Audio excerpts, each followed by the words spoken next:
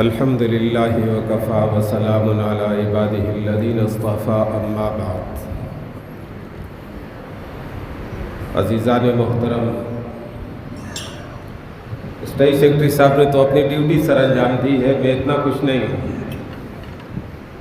اور آپ بھی صبح سے بیٹھے ہوئے ہیں، تھک گئے ہیں۔ انہوں نے اتنا لمبا تعارف کرایا ہے کہ آپ سمجھیں گے میں 2-3 گھنٹے تقریر کروں گا۔ میں نے صرف 2-3 باتیں کرنی ہیں، آپ بھی تھک گئے ہیں، مجھے بھی کہیں جانا ہے۔ میں صرف 2-3 باتیں کر کے آپ سے اجازت دوں گا۔ پہلی بات اہل محلہ کے لیے، دوسری بات بچوں کے والدین کے لیے، اور تیسری بات ان بچوں کے لیے۔ مفتی اسد صاحب اللہ تعالیٰ ان کی زندگی دراز فرمائے، آپ سے شکوہ کر رہے تھے، اور یقیناً ان کا شکوہ بجا بھی ہے۔ اتنا بڑا علاقہ ہے، اتنی گنجان آبادی ہے، اور بالکل گنجان آبادی کے درمیان میں اتنی بڑی مسجد ہے، اتنا خوبصورت ماحول ہے، اور سالانہ پروگرام ہے ختم قرآن کا۔ تو چاہیے تو یہ تھا کہ یہاں پر مسجد کے اندر، باہر، اوپر کہیں بھی جگہ خالی نظر نہ آتی، لیکن ایسا محسوس ہو رہا ہے کہ جتنے بچے پڑھتے ہیں شاید ان سب کے سرپرست بھی تشریف نہیں لائے۔ کوئی مصروفیت کے دن بھی نہیں ہے، آج چھٹی کا دن ہے، بغیر کسی عذر کے عدم دلچسپی کی وجہ سے تشریف نہیں لائے۔ اور جیسا انہوں نے فرمایا کہ اگر یہاں کوئی سیاسی جلسہ ہوتا، پتہ چلتا کہ یہاں باجیاں بھی ہیں، باجے بھی ہیں، اور یہاں پر بریانی بھی ہے اور لفافے بھی ہیں، تو پھر ماشاءاللہ اس گلی میں شاید جگہ ہمیں نظر نہ آتی خالی۔ تو یہ افسوس کی بات ہے۔ جہاں تک میری آواز پہنچ رہی ہے اور جہاں نہیں پہنچ رہی ہے تو آپ یہ پہنچا دیجئے کہ یہ تمام اہل علاقہ کے لیے انتہائی افسوس کا مقام ہے۔ احباب محنت کریں، شب و روز اپنی ساری توانائیاں صرف کریں، اور نتیجہ انہیں اس طرح مایوس کن نظر آئے تو اس سے حوصلہ شکنی ہوتی ہے۔ یہ فتنے کا ماحول ہے، برائیوں کا ماحول ہے، معاشرے میں گندگی ہی گندگی ہے۔ ہم جس طرف نگاہ اٹھائیں ہمیں بے دینی نظر آتی ہے۔ ہم میڈیا پہ دیکھیں تو ہمیں دین دشمن بیٹھے ہوئے نظر آتے ہیں۔ ہمیں ہر طرف اور یعنی فحاشی اور بے حیائی کے مناظر نظر آتے ہیں، اور جب حالات ایسے ہو تو پھر اپنے دین کو بچانے کے لیے، اپنی نسل کو بچانے کے لیے، اپنے بچوں کو بچانے کے لیے کسی جائے پناہ کی ضرورت ہوتی ہے۔ اور وہ جائے پناہ کیا ہے؟ اس کے لیے لوگ مختلف طریقے اختیار کرتے ہیں۔ کوئی کہتا ہے میں بچے کو تبلیغ میں بھیج دوں، کوئی کہتا ہے میں کسی خانقاہ میں بٹھا دوں، کوئی کہتا ہے میں کسی اسکول یا کالج میں داخل کر دوں، میں ہاسٹل میں بچے کو رکھ لوں تاکہ گلی محلے کے گندے ماحول سے بچ جائے۔ یاد رکھیے، جتنی مضبوط جائے پناہ یہ مدرسے کی 4 دیواری ہے، اتنی زیادہ مضبوط اور مؤثر جائے پناہ آپ کو کہیں اور نظر نہیں آئے۔ اگر بچوں کے ایمان کو محفوظ رکھنا ہے، بچوں کے اخلاق کو محفوظ رکھنا ہے، بچوں کے عقیدے کو محفوظ رکھنا ہے، تو اس کے لیے سب سے بہترین جگہ اگر اس دھرتی پر کوئی ہے تو وہ اللہ کا گھر، مسجد اور مدرسہ ہے۔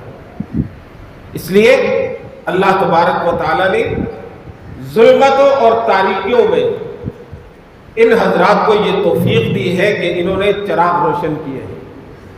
میری آپ کی اہل محلہ کی ذمہ داری ہے کہ حوصلہ افزائی کریں، ان کے دست و بازو بن کر اس قافلہ حق اور اس صراط مستقیم میں ان کے ساتھ شانہ بشانہ کھڑے ہو کر اپنا ہر طرح کا تعاون انہیں پیش کریں۔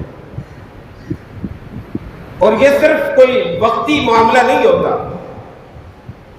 हुजूर सरवर दो आलम सल्लल्लाहु अलैहि वसल्लम का इरशाद है कि जब इंसान दुनिया से चला जाता है तो उसका अकाउंट बंद हो जाता है। इनक़ता अमलुहु इल्ला मिन सलास, जब आदमी मर जाता है उसका अमल मुनक़ते हो जाता है। तीन चीज़ें ऐसी हैं कि जाने वाला दुनिया से चला गया और उसका अकाउंट खुला हुआ है, उसमें नेकियां जमा हो रही है, उसमें हसनात जमा हो रही है।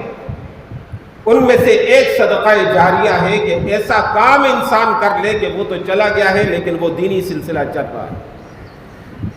उसी में से एक वो औलाद सालेह है जिसको इल्म दिला दिया, उसको नेक बना दिया, उसे अल्लाह का बरगज़ीदा बंदा बना दिया। जाने वाला दुनिया से चला गया, वालिद कब्र में पहुंच गया, वालदा कब्र में पहुंच गई। वो बच्चा कुरान पढ़ता है तो सवाब माँ बाप को मिलता है, वो कुरान पढ़ता है तो सवाब माँ बाप को मिलता है, वो अमाल सालिहा करता है तो अजर व सवाब माँ बाप को मिलता है।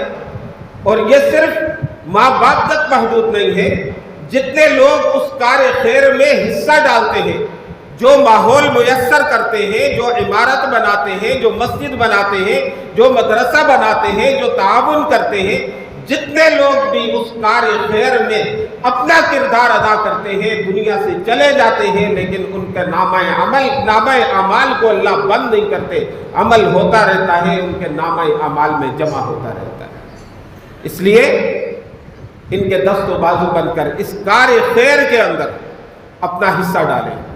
मौलाना अब्दुल्ला साहब रहमहुल्लाह और मुफ्ती असद हुसैनी साहब रहमहुल्लाह के वालिद गिरामी एक पौधा लगा गए थे, आज अल्हम्दुलिल्लाह वो एक दरख्त बन चुका है, उस पे फल आने लग गया है। वो आज दुनिया में मौजूद नहीं, लेकिन ये बच्चे दस्तारे बांध के बैठे हैं। आज कुछ अफराद ने दिरासात में पढ़ा, बच्चियों ने पढ़ा, ये छोटे छोटे बच्चे पढ़ रहे हैं।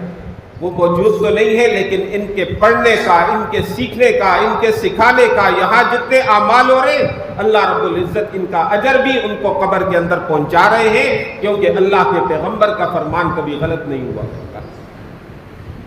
इसी तरह जो वालिदैन हैं, वालिदैन की ये जिम्मेदारी है कि अपने बच्चों के लिए दुनिया के साथ साथ आखिरत की फिक्र करें। ये तरबियत गाहें हैं, यहाँ आपके बच्चों को कुरान सिखाया जा रहा है, दीन सिखाया जा रहा है, माँ बाप के हुकूक सिखाए जा रहे हैं, छोटे बड़े की तमीज सिखाई जा रही है। हमने देखा है जो सिर्फ और सिर्फ असरी इदारों की तरफ जाते हैं। हम कोई स्कूल कॉलेज की तालीम के मुखालिफ नहीं, मुआशरे की ज़रूरत है, बच्चों की ज़रूरत है, लेकिन याद रखिए कि उस ज़रूरत से बढ़कर ये ज़रूरत है जो बच्चे की ज़िंदगी में भी काम आती है, मरने के बाद भी काम आती है और वालिदैन के काम भी आती है। इसलिए अपने बच्चे को स्कूल पढ़ाएं, लेकिन अपने बच्चे को अल्लाह का कुरान भी सिखाएं, अपने बच्चे को दीन भी सिखाएं, हलाल और हराम भी सिखाएं, जायज़ और नाजायज़ भी सिखाएं। बच्चे को पता हो कि मेरा मजहब मुझे क्या कहता है। बहुत ज़्यादा डिग्रियां हासिल कर ले लेकिन नमाज पढ़ने का तरीका ना आए, बहुत ज़्यादा डिग्रियां पास हो लेकिन कुरान पढ़ना ना आए, तो फिर ऐसी डिग्रियां इंसान की ना इस ज़िंदगी में काम आती है ना उस ज़िंदगी में काम आती है। तो वालिदैन की खिदमत में मुख्तसरन ये दरख्वास्त है कि अपने बच्चों को कुरान करीम की तालीम से वाबस्ता करें। और जो बच्चे आज अपने सरों पे दस्तार सजा के बैठे, कुरान करीम हिफ्ज़ मुकम्मल किया या कुरान करीम पढ़ रहे हैं, उन बच्चों को अपनी इस तालीम पर फख्र करना चाहिए कि या अल्लाह तूने हमें यह अजीम नेमत अता की है। आज ये छोटे से मजमे में इनकी दस्तारबंदी हुई है, इसका असल एजाज उस वक़्त महसूस होगा जब हजरत आदम अलैहिस्सलाम से लेकर क़यामत की सुबह तक दुनिया में जितने लोग आए हैं सब मौजूद होंगे। अंबिया मौजूद होंगे, औलिया मौजूद होंगे, अत्किया मौजूद होंगे, बड़े बड़े बादशाह मौजूद होंगे, सारी कायनात की इंसानियत मौजूद होगी। और वहाँ पर अल्लाह रब्बुल इज़्ज़त ऐलान फरमाएंगे कि हाफिज कुरान के वालिद को लाया जाए और वहाँ पर रब्बुल आलमीन दस्तारबंदी फरमाएंगे। अल्लाह खुद अपने दस्ते कुदरत से हाफिज कुरान के वालिद के सर पर ताज रखेंगे। और सरवर दो आलम सल्लल्लाहु अलैहि वसल्लम फरमाते हैं کہ وہ ایسا تاج ہوگا جس تاج کی چمک کے سامنے چاند اور سورج کی روشنی بے نور نظر آئے گی۔ تو یہ بہت بڑا اعزاز ہے عام مسلمانوں کو بھی جو بڑی عمر تک پہنچ گئے ہیں، جوان ہو گئے ہیں، بچپن میں قرآن نہیں پڑھ سکے۔ قرآن کریم پڑھنے کے لیے عمر کی قید نہیں، زمانے کی قید نہیں، جب بھی اللہ رب العزت توفیق دے۔ کیا ہوا جو بڑھاپے تک پہنچ گئے ہیں اب بھی قرآن سیکھ سکتے ہیں؟ کیا ہوا جو بچپن میں قرآن نہیں پڑھا جوانی میں بھی پڑھ سکتے ہیں؟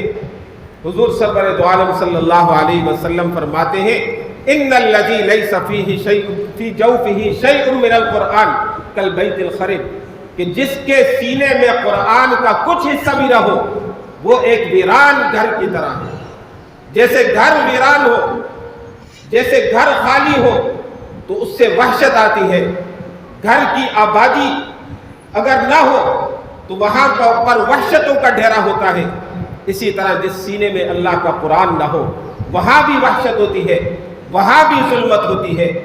اپنے دلوں کو منور کرنے کے لیے، اپنے گھروں کو منور کرنے کے لیے، اپنے معاشرے کو منور کرنے کے لیے اپنا زیادہ سے زیادہ تعلق اللہ کی کتاب قرآن کریم کے ساتھ جوڑنا ہے۔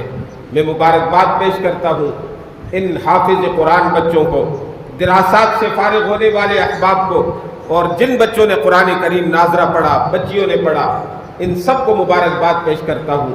ان کے سرپرستوں کو مبارکباد پیش کرتا ہوں، مفتی اسد حسینی صاحب دعوت برکاتہم العالیہ اور ان کی پوری ٹیم کو مبارکباد پیش کرتا ہوں۔ اللہ رب العزت سب کا پڑھنا، پڑھانا، محنت کرنا اپنی بارگاہ میں قبول فرمائے۔ اس ادارے کو اللہ رب العزت دیگر اداروں کی طرح دین کا عالی شان مرکز بنائے اور دن دگنی رات جگنی ترقی نصیب فرمائے۔ آمین۔ وآخر دعوانا ان الحمد للہ رب العالمین۔